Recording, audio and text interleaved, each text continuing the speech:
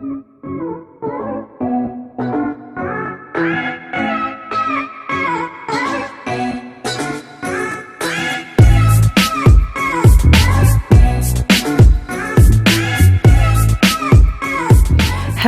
everyone, and welcome back to my channel, OnD-mand, where I, Erin, will be sharing some experiences with you as an Illinois notary. I take no credit and give God all the glory for the information I'm about to share with you today. Let's get started. I would like to say congratulations to those that have been picked up by title companies. Congratulations. I hope all of you are having a wonderful weekend. Don't forget to like this video, share this video so that we could really take advantage of the number of Illinois notaries that is receiving this free information. Again, I just want to thank all of you for giving me the opportunity to work with you as partners in one community for the overall good of the public. Enjoy this next training, and let's get to the video. Everyone, so let's go ahead and continue where we left off. Thank you so much for joining me. 3-102A. This shall apply to every notarial act in Illinois involving a document of conveyance that transfers or purports title to residential real property located in Cook County. Now, I was on the call the other day. I do want to give a shout out to Kiona for bringing this to my attention, because this does say, according to the County of Cook in the state of Illinois, everything shall follow. If anyone has not read through this handbook, let me just tell you, starting 3-102. According to K, subsections A through I shall not apply on and after July 1st, 2013. So everything that is saying that has to happen within Cook County in regards to a notarial record. Imagine being a notary before July 1st, 2013. Imagine everything you had to do just to keep a record of your notarial acts. Imagine that. So take a breather. Everything that is within this section A through I does not apply, and it further explains. Okay. L, beginning July 1st, 2013. Instead of doing everything before in the past, at the time of notarization, a notary public shall only officially sign every notary certificate and affix the rubber stamp seal clearly and legibly using black ink so that it is capable of photographic reproduction. That's it. So we can take a breather there. Let's go ahead and continue. And if you want to know the source, it's right here. Continuing, 3-103, notice. Every notary public who is not an attorney or an accredited immigration representative who advertises the services of a notary public in a language other than English, rather by radio, television, or other media, with the exception of a single desk plaque, shall include in the document, advertisement, or anything else, notice in English and language in which the written communication appears. This notice shall be of a conspicuous size if in writing, and it shall state. I want to say that I do have this notice on my website, on every single video that I post in the description box, LinkedIn, and also on Facebook Business. So I make sure everyone knows right off. And I recommend, if any of you have anywhere that you are plastering or postering or advertising that you are a notary, I definitely recommend that you put this somewhere that people can read it. And it states, I am not an attorney licensed to practice law in Illinois and may not give legal advice or accept fees for legal advice. I stand by that, not an attorney. Oh, can you generate my power of attorney? Can't do that. Let's continue. A notary public shall not, in any document, advertisement, stationery, and so forth, literally translate from English into another language terms or titles, including but not limited to notary public, notary, licensed, attorney, lawyer, or any other term that implies the person is an attorney. So you should just not, just stay away from anything that could possibly convey to others that you are an attorney or that you give legal advice as a notary, if you are not an attorney and a notary. To illustrate the word notario is prohibited under this provision. I remember talking about this when I was talking about very interesting things within the Illinois Notary Handbook. And one of the interesting things was, oftentimes we may think English and Spanish words are the same if they sound the same. Here is not, and it's going to further go into detail, but I just want to say that notary, in English, it's notary. It's just a notary. In Spanish, notario sounds like notary, because in English, notary is notary. In Spanish, notario is attorney. So that is why that word is prohibited under this provision. Failure to follow the procedures in this section shall result in a fine of $1,000 per written violation. So it's not just, hey, you did this. No, it's each and every time that you've stated. The second violation shall result in suspension of notarial authorization. The third violation shall result in permanent revocation of the commission of the notary public. Please be careful, ladies and gentlemen, community members. Violations shall not preempt or preclude additional appropriate civil or criminal penalties. All notaries required to comply with the provisions of subsection A shall prominently post at their place of business as recorded to the Secretary of State pursuant to Section 2-102 of this Act. So go back and look at that 2-102. The fee schedule shall be written in English and in the non-English language in which notary services were solicited, and shall contain disavowal of legal representation required above a subsection A, unless which notice of disavowal is already prominently posted.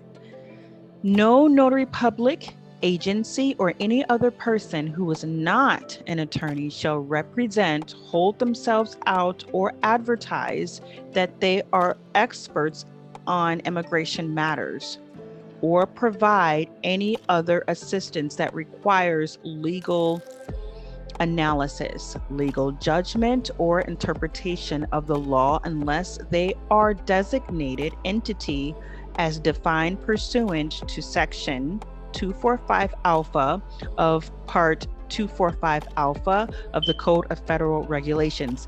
This, again, can be found on the USCIS website. Let's go to D. Any person who aids, abets, or otherwise induces another person to give false information concerning immigration status shall be guilty of a Class A misdemeanor for a first-time offense and a Class 3 felony for a second or subsequent offense committed within 5 years of a previous conviction of the same offense. Community members, I just want to stress that notaries have gone and can go to jail/prison. This is not a joke. I think we all should be very knowledgeable and aware of where we can stamp our seal being commissioned in a county within Illinois, not in any other state. We need to adhere to what this law is saying. So again, if you're looking at this Illinois handbook, you are looking at the law. Any notary public who violates the provisions of this section shall be guilty of official misconduct and subject to fine or imprisonment.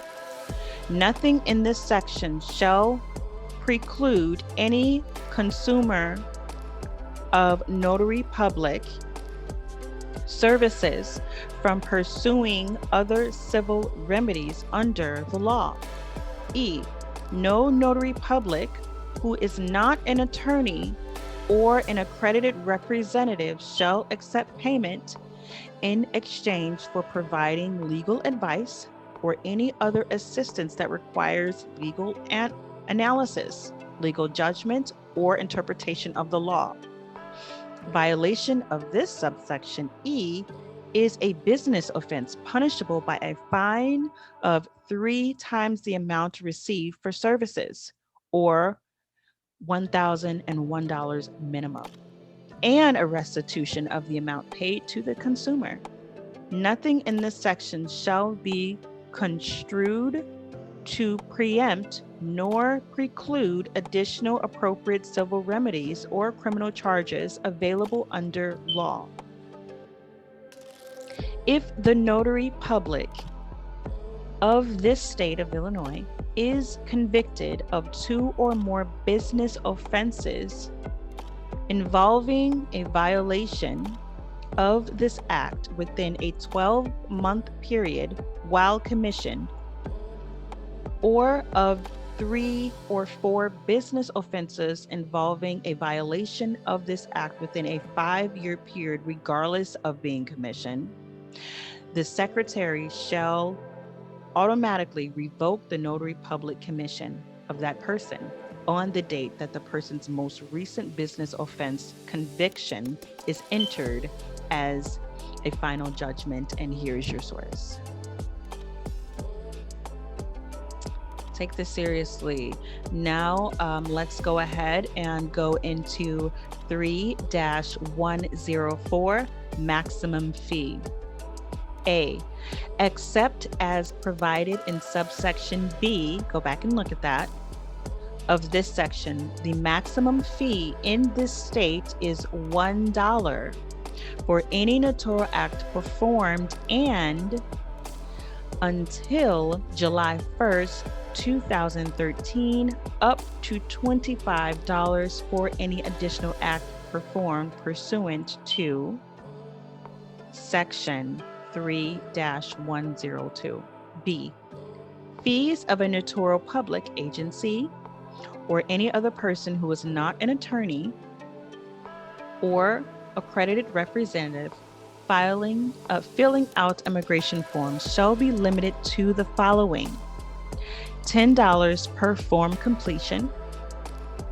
2, $10 per page for the translation of a non-English language into English where such translation is required for immigration forms.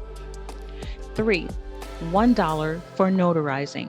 4, $3 to execute any procedures necessary to obtain a document required to complete immigration forms. And 5, a maximum of $75 for one complete application.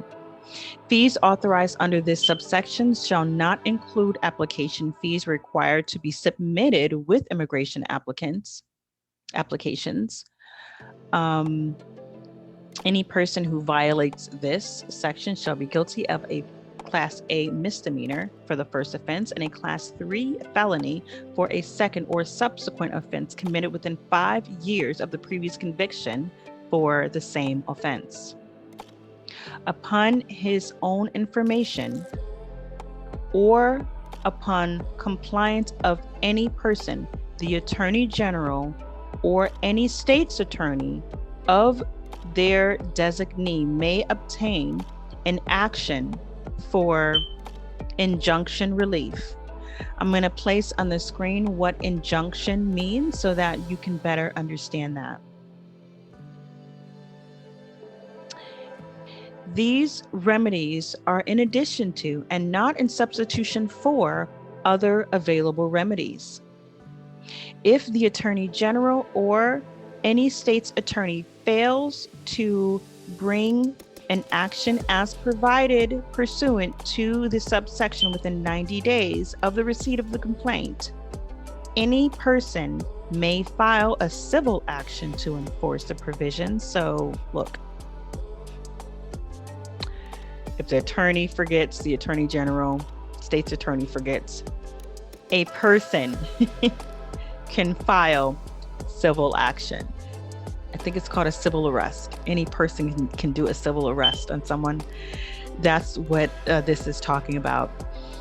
Any person may file a civil action to enforce the provisions of this subsection and maintain an action for injunctive relief. D. All notaries public may provide receipts and keep records for fees accepted for services provided. Keep your receipts, keep remittance, emails, invoices, keep all of that. Because if you don't, if you do come across something like this and you just so happen to don't have a receipt, the default is that you will automatically admit to all allegations as stated. Failure to provide receipts and keep records that can be presented as evidence of no wrongdoing shall be construed. So it's going to be interpreted as a presumptive admission of allegations raised against you. And at the bottom is your source. All right, so we are going to continue with 3-105, and we are going to end with 3-106, page 12. Then we will continue page 13 on our next video. Let's continue. Authority. A notary public shall have authority to perform notarial acts throughout the state of Illinois, so long as the notary resides in the same county in which the notary was commissioned, or if the notary is a resident of another state bordering Illinois, as we talked about in our last video, so long as a notary's principal workplace or business is within the same county in which you are commissioned. So I believe this is kind of self-explanatory. You need to reside, you need to live in the same county that you are commissioned in. If you move, you need to get that changed right away. Or else you don't have the authority to perform notarial acts throughout Illinois. If you do comply with this authority 3-105, then you are free to perform in all 102 counties of Illinois. Let's go on to our last section here. 3-106, Certificate of Authority. Upon the receipt of a written request, a notarized document, and a fee of $2 payable to the Secretary of State or County Clerk, the Office of the Secretary of State or County Clerk shall provide a certificate of authority, the following form. And here is your source.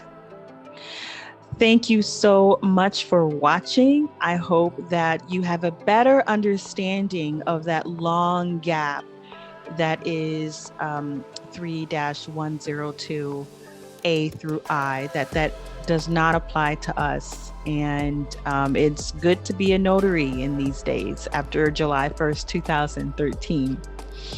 Please ask any questions that you may have. Please put them in the comment section. I will answer. I get them. I will answer them. I'm very excited to share series 3 on breaking down the entire Illinois Notary Handbook. Please like this video. Please share this video so that other notaries can have this information. Thank you so much for joining me.